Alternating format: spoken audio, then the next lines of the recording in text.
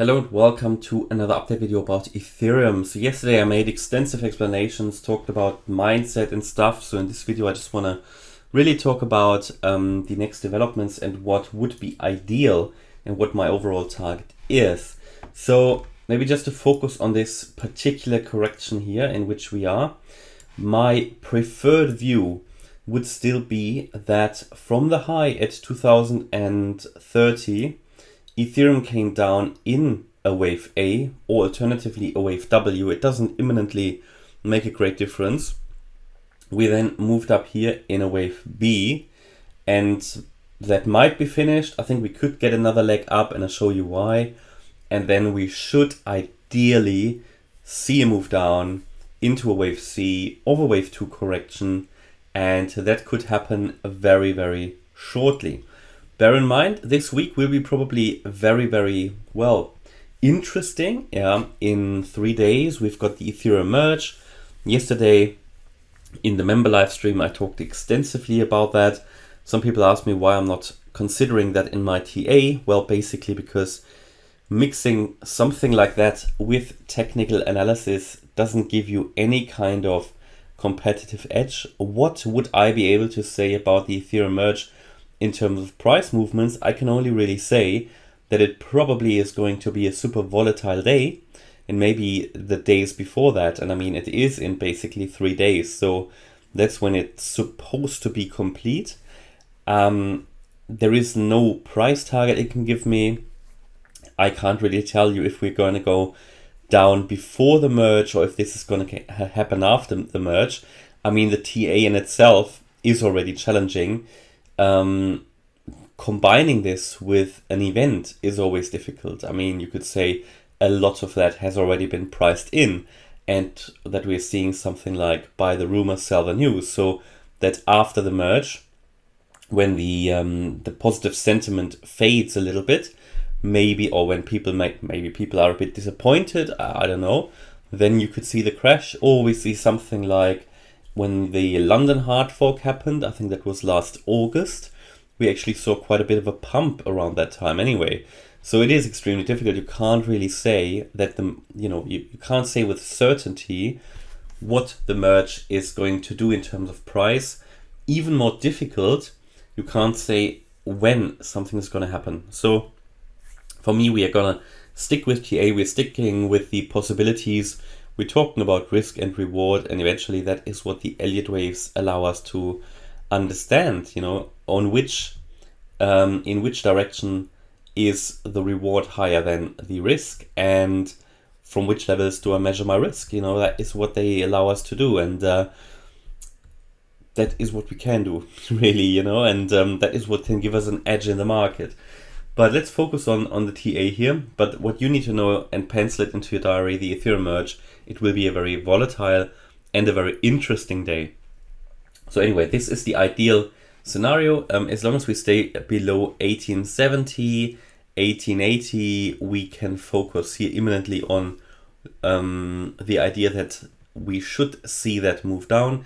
If we get above 1870, 1880, then as I said to you yesterday already and the day before, we could see an extensive rally of this move all the way above $2,000. That is possible in whatever scenario that might be. There are a couple of possibilities, but as long as we stay below that level, the focus will be on higher. Ideally below 1830, that would be the ideal level.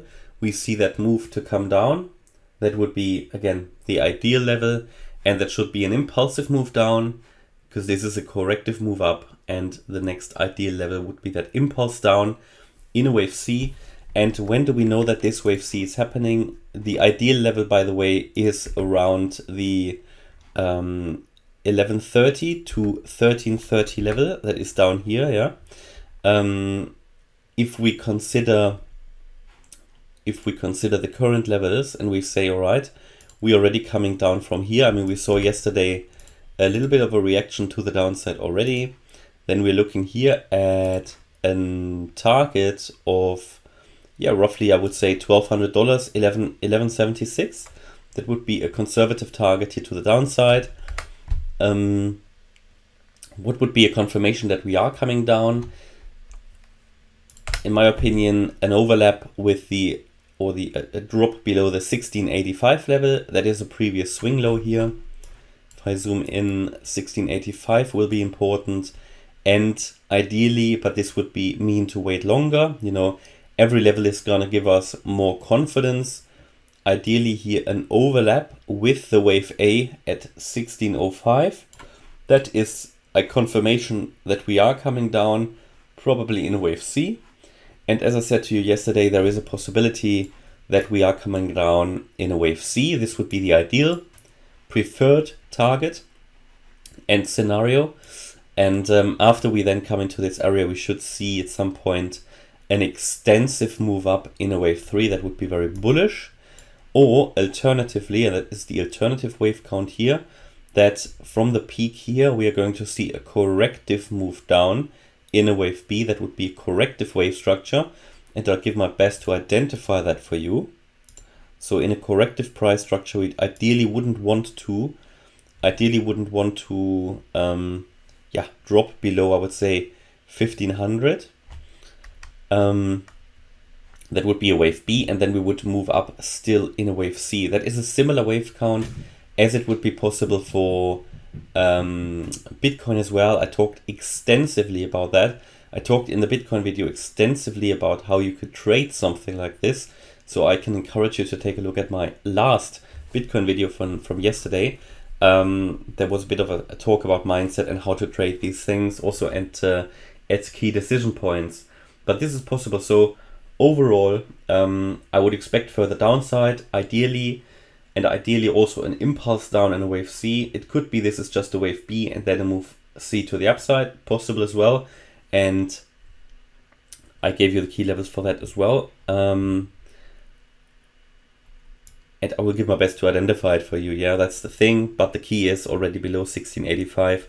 We can expect further downside. An overlap with wave A would indicate that we are coming down further, and only really if we hold that $1,500 level, that would then give us an understanding that this might be a corrective move down, especially if we see it only in 3 waves. And if we then see a small 5-wave move to the upside anywhere, that would be an indication that wave C has started. But also in wave C, you're going to see 5 waves. So if you miss the beginning, there could be a 1-2, and the wave 2 would then be another entry point, and then we move higher.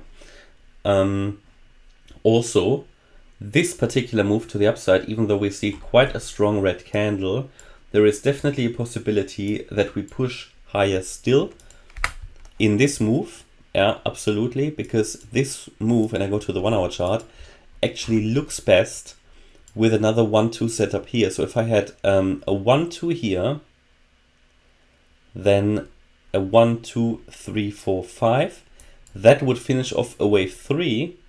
This here might then be a wave 4, and there will be a wave 5 to the upside. Absolutely possible. That shouldn't push much higher. Maybe it could max out here the 1830 level, and ideally that's it then. Of course it could go higher, I explained that in the previous video, but we also talked about this starting to lose steam. You can see that curve, which is starting to get horizontal, a beginning of a rolling over. We lost the trend line here, and this could be it already, yeah? But it would look best with another 1-2 setup in here, where this is a wave 4 and we're pushing higher. How long is that realistic? We can measure that as well. That would be realistic, well, actually, all the way down to, theoretically this could come down to 1645 in a wave 4, but it would be unrealistic. So I would say it shouldn't get lower than 1680, which takes us very close to that 1685 level anyway. So we've now pulled back to the 23.6% fib level, and that's the first support for a wave 4. And from here it could go higher. If it loses that, keep an eye on that 1685, 1680 level. From here it also could still move higher, but it lost the trend line now, of course, so keep an eye on that. We need to be ready for a move down. Also in time, in terms of time duration, this move ideally is a little bit longer, because normally such a correction takes a little bit longer. The impulse took a while, and the wave 2 correction, because it's normally against the trend, should take a little bit longer than it does at the moment. This would be a very fast. If we say, okay, for whatever reason that wave 2 was already finished here, which we cannot rule out, which I also explained to you before, that the wave 2 was already finished here, basically the wave C then as well, and we're not going to come down into this area anymore, well, this would be a very, very fast correction. I don't see this. Don't see it. Can't rule it out. Impossible? No, but unlikely. Okay. Good. And that's my update about Ethereum. So I'll keep you updated. Hope you liked the update. If you did, please hit the like button, leave a comment and subscribe. And if you really like the content, please check out the channel membership. Thanks a lot for watching. Bye-bye.